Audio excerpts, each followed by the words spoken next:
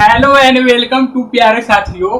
मेरा नाम है सत्यम गुप्ता और आप सभी का स्वागत है जर्नी विथ मैथ सीरीज में। तो प्यारे साथियों, आज के इस क्लास के अंदर हम लोग इस चैप्टर में जो एग्जाम्पल सेकेंड है उसको सॉल्व करेंगे और इसके अंदर हम लोग ये जानेंगे कि एग्जाम्पल सेकेंड के अंदर जो दी गई स्टेटमेंट है वो स्टेटमेंट हम लोग को किस प्रकार के सेंस जो है वो समझाने की कोशिश कर रहा है और उस सेंस के दम पर हम लोग इसको किस तरीका से हम लोग सॉल्व कर सकते हैं। तो चलिए आज के इस क्लास के अंदर हम लोग इसको सॉल्व करते हैं।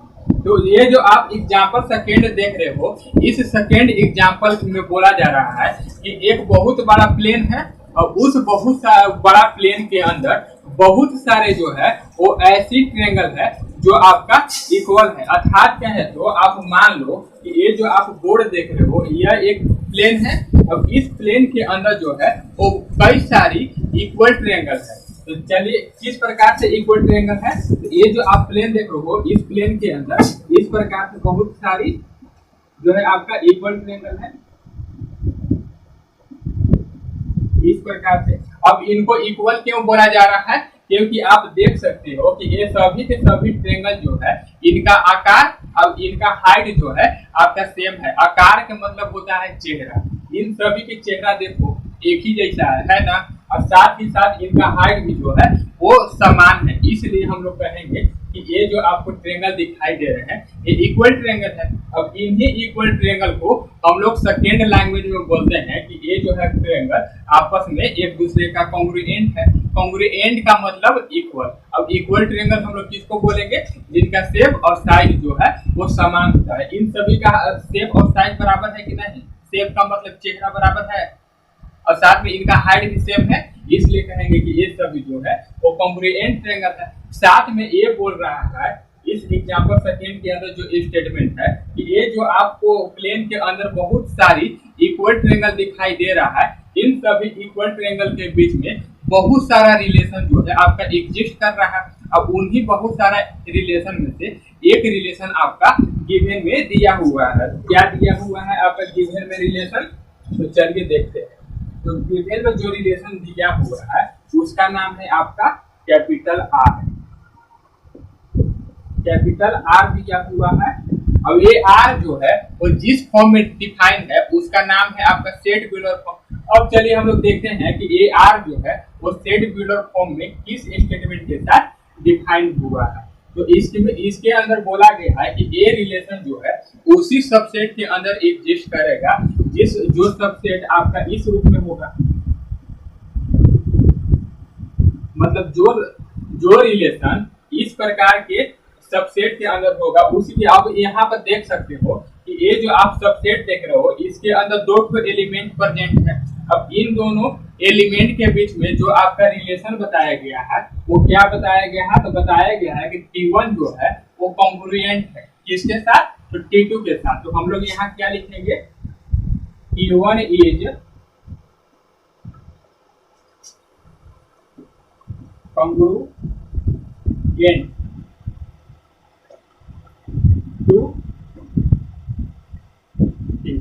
तो T1 क्या है, तो T1 जो है वो कॉन्ग्रुएंट है। अर्थात क्या है, तो T1 जो है वो इक्वल है किसके साथ, तो T2 के साथ। तो अब चलिए हम लोग ये देखते हैं कि कौन कौन सा ऐसा सबसेट हो सकता है जिन सबसेट के अंदर उपस्थित दो ट्रायंगल के बीच में जो संबंध होगा वो कॉन्ग्रुएंट का होगा। तो चलिए हम लोग देखते हैं।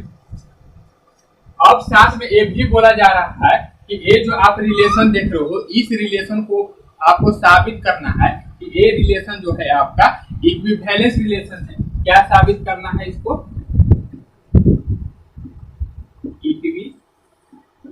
Equivalence relation.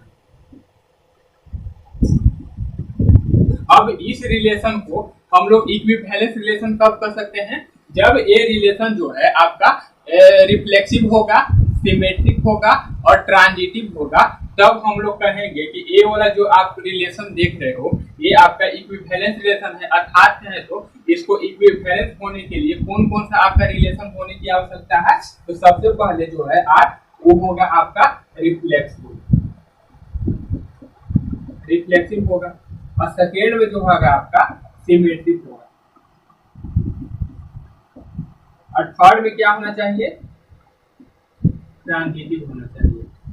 तो ए रिलेशन जब इन तीन प्रकार के रिलेशन को धारण करेगा तभी हम लोग कहेंगे कि ए वाला रिलेशन जो है आपका इक्विवेलेंस रिलेशन है। अब चलिए हम लोग ये देखते हैं कि ये जो आप रिलेशन है, ये रिलेशन किस तरीका से रिफ्लेक्सिव कहला सकता है और ये रिलेशन जो है वो किस तरीका से सिमेट्रिक और ट्रांजिटिव कहला सकता है। तो चलिए जो एग्जाम्पल के अंदर स्टेटमेंट था उसको आप बेहतर ढंग से समझ चुके होंगे कि वो किस प्रकार का सेंस दे रहा है। अब चलिए हम लोग इसको जो है प्रूव करते हैं कि ये इक्विवेलेंस रिलेशन किस तरीका से है। तो इसको इरेज करते हैं। ध्यान में आपको क्या रखना है कि इसको इक्विवेलेंस रिलेशन, चलिए करते हैं। अब देखिए अगर इक्विवेलेंस रिलेशन कहलाना है तो एक कब कहलाएगा, जब ये रिलेशन जो है इस प्रकार के सबसेट के अंदर एग्जिस्ट करेगा तब कहेंगे कि ये वाला रिलेशन जो है आपका इक्विवेलेंस, ये वाला जो रिलेशन है वो आपका रिफ्लेक्सिव है। और अगर ये वाला रिलेशन जो है इस प्रकार के सबसेट के अंदर एग्जिस्ट नहीं करेगा तब हम कहेंगे कि ये रिलेशन जो है आपका रिफ्लेक्सिव नहीं है। तो हम लोग चलिए चेक करते हैं कि ये रिलेशन जो है इस प्रकार के सबसेट के अंदर एग्जिस्ट करता है या नहीं। अब देखिए कि ये जो आप सबसेट देख रहे हैं इसके अंदर आप क्या देख रहे हैं कि ये जो फर्स्ट पोजीशन पर उपस्थित एलिमेंट है यही एलिमेंट जो है आपका सेकेंड पोजीशन पर उपस्थित है।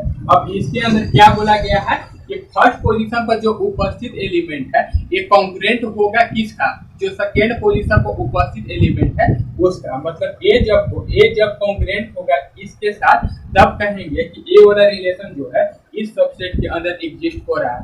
जब ये वाला रिलेशन इस सबसेट के अंदर एग्जिस्ट करेगा तब हम इसको आसानी से कह देंगे कि ये जो है रिलेशन किस प्रकार का है, तो रिफ्लेक्सिव है। तो जैसे प्लेन में हम लोग देखे थे, जैसे मान लो कि प्लेन के अंदर बहुत सारा ट्रायंगल था ना, इस प्रकार से था कि नहीं।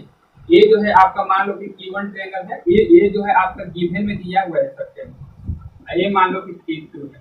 अब देखो इस प्लेन के अंदर आप जितना ट्रायंगल देख रहे हो अगर ये सभी ट्रायंगल को अपने आप से अगर तुलना करल जाए तब ये सभी अपने आप से जो है किस प्रकार का संबंध रखेंगे, तो कॉन्ग्रुएंट ट्रायंगल। अर्थात कहें तो अगर इस T1 का रिलेशन अपने ही साथ कॉन्ग्रुएंट हो सकता है कि नहीं। अर्थात कहें तो अगर बात कहा जाए तो जैसे आप हो और आपका जो है परछाई है, अगर उन दोनों का अगर चेहरा और आकार देखा जाए तो दोनों सेम होगा कि नहीं।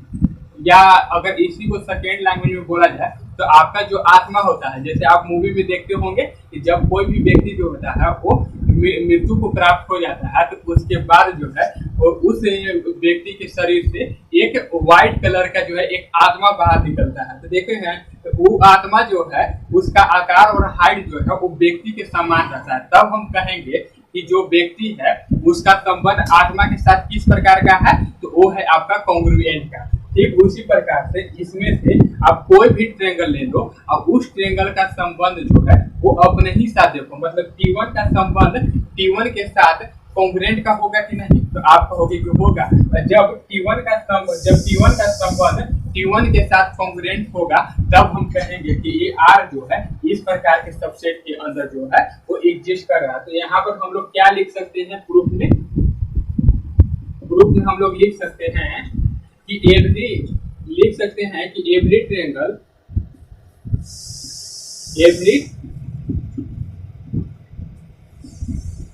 Triangle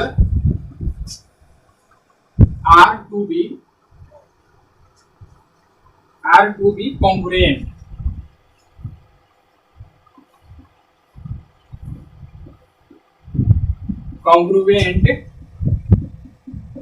with itself। मतलब इसका मतलब क्या हो गया कि जितने भी ट्रायंगल होते हैं उन सभी ट्रायंगल का संबंध जो है वो अपने साथ किस चीज का होता है, तो वो कॉन्ग्रुएंट के मतलब कहे तो इक्वल होंगे कि नहीं। तब हम कहेंगे कि ये R जो है आपका इस सबसेट के अंदर एग्जिस्ट कर रहा है। और जो रिलेशन इस प्रकार के सबसेट के अंदर एग्जिस्ट करेगा उस रिलेशन को कहेंगे कि वो रिलेशन किस प्रकार का रिलेशन है, तो वो जो है आपका रिफ्लेक्सिव है, तो इसलिए कहेंगे कि आर इज रिफ्लेक्सिव रिलेशन। तो इस प्रकार से इसको हम लोग प्रूव कर लिए कि ये जो है आपका रिफ्लेक्सिव रिलेशन होगा। क्या इसको हम लोग प्रूव किए कि ये जो है आपका रिफ्लेक्सिव रिलेशन है। ठीक है, इसको चलिए हम लोग केस फर्स्ट नाम दे देते हैं, केस फर्स्ट। ठीक है, अब चलिए हम लोग ये प्रूव करते हैं कि ये जो आर है, इस आर को हम लोग सिमेट्रिक किस तरीके से कर सकते हैं। तो चलिए इसको इरेज करना पड़ेगा, उसके बाद हम लोग इसको सिमेट्रिक प्रूव करते हैं कि ये सिमेट्रिक जो है वो किस तरीके से हो सकता है। तो इसको आप इसको जो हो कॉपी पर बढ़िया तरीके से उतार लेना और उसके बाद जो है आगे का जो है वीडियो देखना। तो इसको चलिए इरेज करते हैं।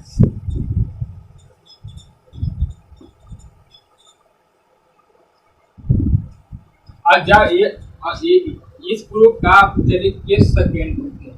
इस केस सेकेंड के अंदर हम लोग प्रूफ करेंगे कि ये वाला जो रिलेशन है ये आपका सिमेट्रिक है। अब इस रिलेशन को हम लोग सिमेट्रिक कब कर सकते हैं, जब ये रिलेशन जो है इस प्रकार के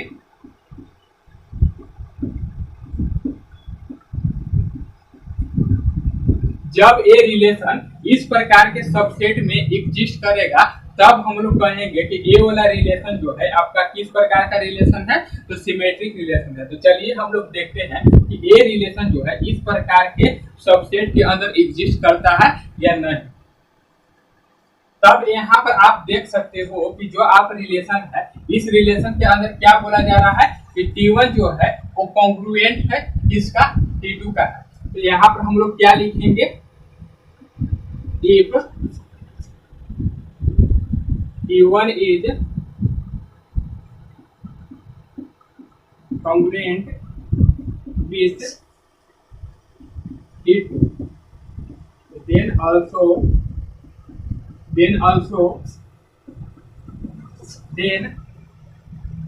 T2 also are to be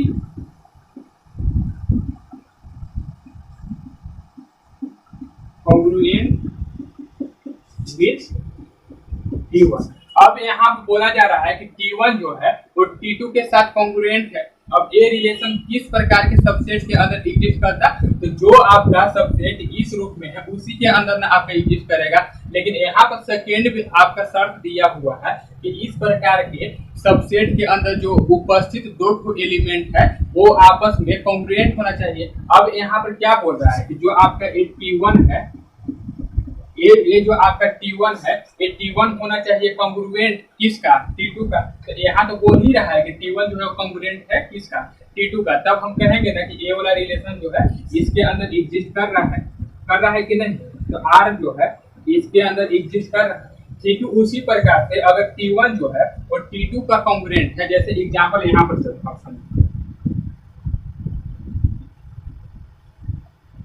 जैसे मान लेते हैं कि ये जो है आपका T1 है और T2 है। अब कॉन्ग्रुएंट का मतलब कोई चीज हो गया इक्वल ट्रायंगल हम किसको बोलते हैं, जिसका शेप और साइज बराबर है। अब इन दोनों का देखो, इन दोनों का शेप जो है और साइज जो है वो दोनों इक्वल है। शेप का मतलब हम बताए थे ना, चेहरा।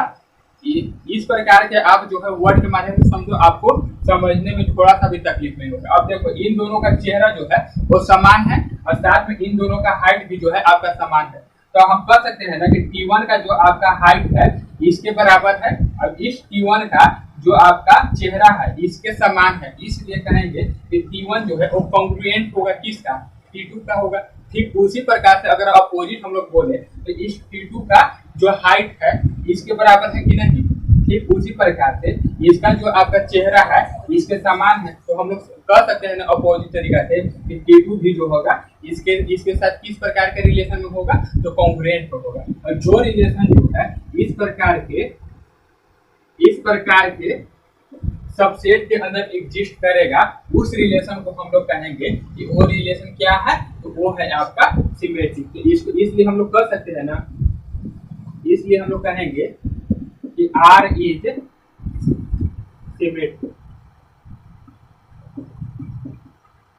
Symmetric relation. तो इस प्रकार से हम लोग इस आर को हम लोग सिमेट्रिक भी प्रूव कर दिए। अब ये क्या है, ये आर क्या है, सिमेट्रिक रिलेशन, सिमेट्रिक रिलेशन। ये जो है आपका सेकेंड केस सेकेंड के अंदर इसको हम लोग क्या प्रूव किए कि ये जो है आपका सिमेट्रिक है। अब चलिए हम लोग ये प्रूव करते हैं कि ये रिलेशन जो है आपका ट्रांजिटिव किस तरीके से हो सकता है। तो पहले इसको इरेज करते हैं। अब इरेज करने के बाद केस थर्ड के अंदर इसको प्रूव करते हैं कि ये जो है आपका ट्रांजिटिव किस तरीके से हो सकता है। तो इसको आप लिख लिए होंगे, अगर नहीं लिखे होंगे तो आप वीडियो को पॉज करना, उसके बाद अच्छी तरह सुनना।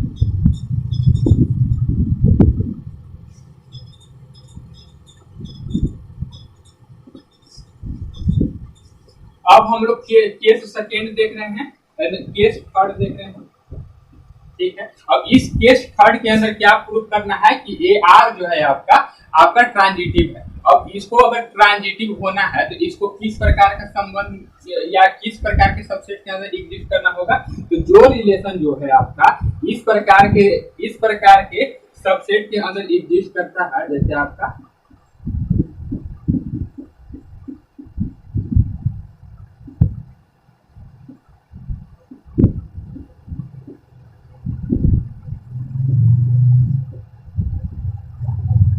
तो जो रिलेशन जो है इस प्रकार के सबसेट के अंदर एग्जिस्ट करता है, उस रिलेशन को कहते हैं कि वो रिलेशन क्या है, तो ट्रांजिटिव रिलेशन है। अब इसका मतलब क्या हो गया, इसका मतलब अगर समझा जाए तो क्या है, जैसे इसका अगर हम लोग अगर सरल भाषा में इसका मतलब समझे तो हम लोग कैसे समझ सकते हैं कि जो आपका एक T1 दिखाई दे रहा है, इसका संबंध किसके साथ होना चाहिए, T2 के साथ। अब ये जो आप T2 देख रहे हो, इस T2 का संबंध जो है आपका T3 के साथ होगा। जब इस प्रकार का जो है विशेषता यहाँ पर फॉलो होगा, अर्थात क्या है, तो जब T2 जो है वो जब T1 जो है वो T2 के बराबर होगा और T2 जो है वो T3 के बराबर होगा, तब हम लोग इनडायरेक्ट तरीका से कह सकते हैं ना कि जो आपका T1 है ये भी बराबर होगा इसका, कह सकते हैं कि नहीं। क्या हम बोले कि जब T1 जो है वो T2 के बराबर होगा, अब ये T2 जो है वो T3 के बराबर होगा, तब हम लोग इनडायरेक्ट तरीका से कहेंगे कि ये T1 जो है ये आपका T3 के बराबर होगा। और जब ये T1 जो है वो T3 के बराबर होगा, तब हम लोग कहेंगे कि इन दोनों के बीच में जो रिलेशन स्थापित हुआ वो किस प्रकार का रिलेशन स्थापित हुआ, तो वो है आपका ट्रांजिटिव रिलेशन। तो अर्थात क्या है, तो जो रिलेशन इस प्रकार के सबसेट में एग्जिस्ट करेगा उसको हम कहेंगे कि वो आपका किस प्रकार का रिलेशन है, तो वो है आपका ट्रांजिटिव रिलेशन, ठीक है। तो चलिए यहाँ पर हम लोग देखते हैं कि ये वाला एग्जिस्ट कर रहा है कि नहीं इस प्रकार के सबसेट में, ठीक है। तो इसके अंदर एग्जिस्ट करना चाहिए। अब इस सबसेट में जो दो ठो एलिमेंट है, ये दो ठो एलिमेंट के मतलब आप क्या समझिए कि ये जो T1 है ये T2 के कॉन्ग्रुएंट है। अर्थात क्या है, तो मान लो प्लेन में एक से अधिक ट्रायंगल था ना, मान लो कि इस प्रकार से प्लेन के अंदर एक से अधिक ट्रायंगल है।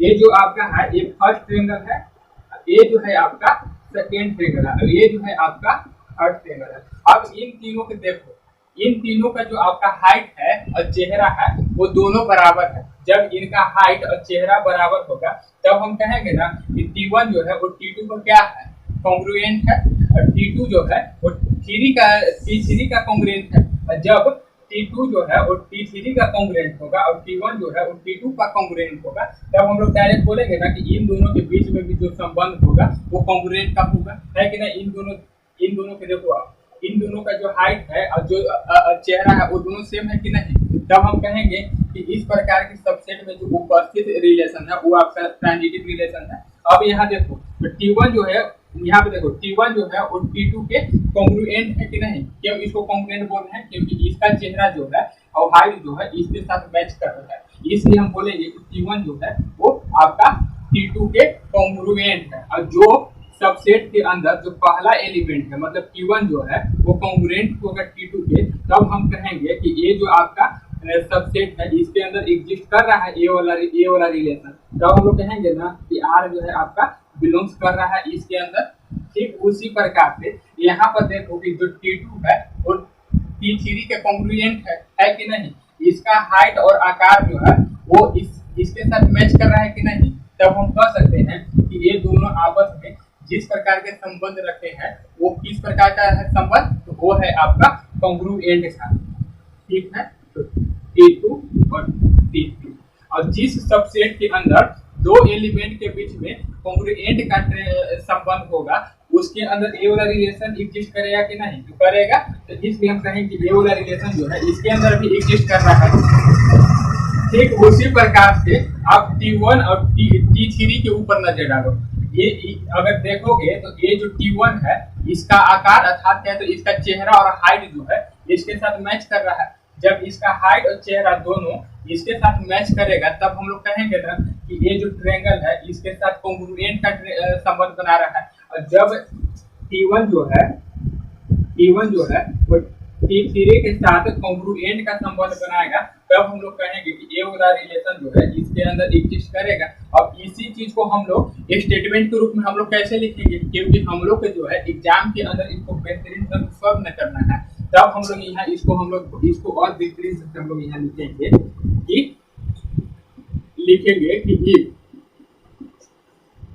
if T1 is if T1 are to be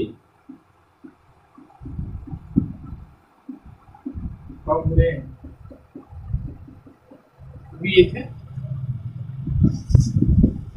T2 and T2 are to be congruent with T3, so then T1 also are to be congruent with T3। अब इसका मतलब क्या हुआ कि T1 जो है वो T2 के साथ कॉन्ग्रुएंट का संबंध बनाता है, और यदि T3 जो है वो आपका क्या, इसका मतलब हो गया कि T1 जो है वो T2 के साथ कॉन्ग्रुएंट का संबंध बनाता है और T2 जो है वो T3 के साथ कॉन्ग्रुएंट का संबंध बनाता है। तो ऑटोमेटिक ऐसा देखा जाएगा कि जो T1 है ये भी कॉन्ग्रुएंट का संबंध बनाएगा T3 के साथ। तो इसको हम लोग यहाँ शॉर्ट फॉर्म में क्या लिख सकते हैं, तो R जो है इस प्रकार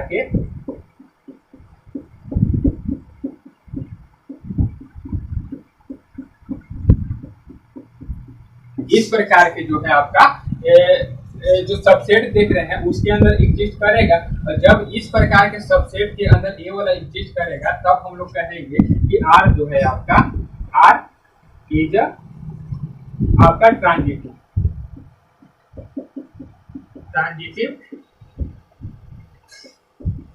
सीरीज।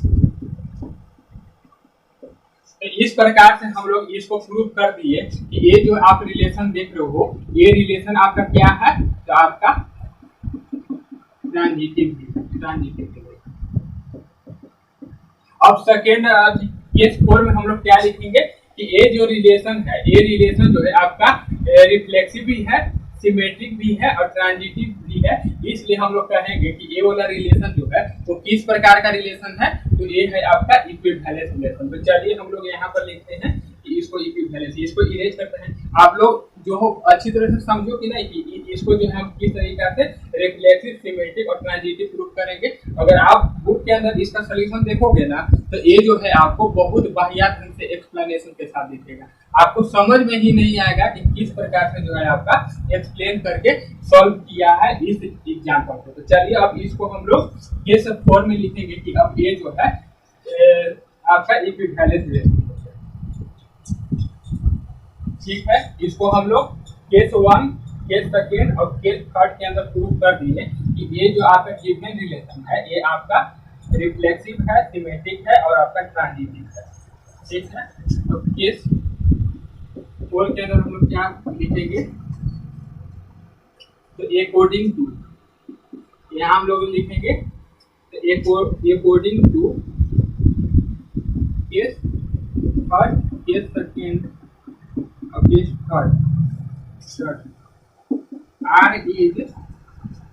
R is reflexive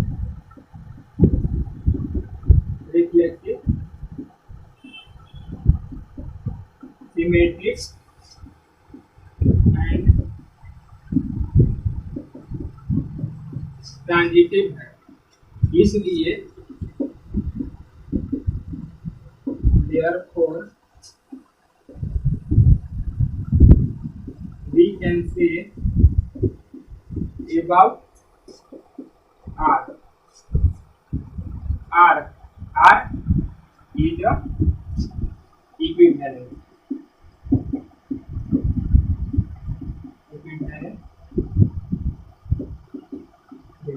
इस तरह से हम लोग इसको प्रूव कर दें। हम लोग यहाँ क्या लिखे कि केस फर्स्ट और सेकेंड और थर्ड के अनुसार आर जो है आपका रिफ्लेक्सिव भी है, सिमेट्रिक है और ट्रांजिटिव है। इसलिए हम लोग कह रहे हैं कि आर जो है आपका एक किस प्रकार का रिलेशन है, तो ये आपका इक्विवेलेंट रिलेशन है। तो इस तरीका से हम लोग एक बेहतरीन चीज को सॉल्व कर सकते हैं। आई होप आज के क्लास के अंदर जो एग्जाम्पल सेकेंड का सॉल्यूशन बताया गया ये आपको बेहतर ढंग से आपको समझ आया होगा। अगर आज का क्लास जो है आपको बेहतरीन लगा तो आप इस प्रकार के क्लास को और भी देखने के लिए इस चैनल को सब्सक्राइब करना, साथ ही साथ लाइक शेयर के साथ आप इस चैनल के ऊपर जो आपका चैनल उसका बेल आइकन को प्रेस कर देना, ताकि इस प्रकार के जब भी कंटेंट इस चैनल के ऊपर पब्लिश किया जाए तो इसका इंफॉर्मेशन या इसका नोटिफिकेशन जो है आपको सबसे पहले मिल सके। तो आज बस इतना ही। जय हिंद, जय भारत।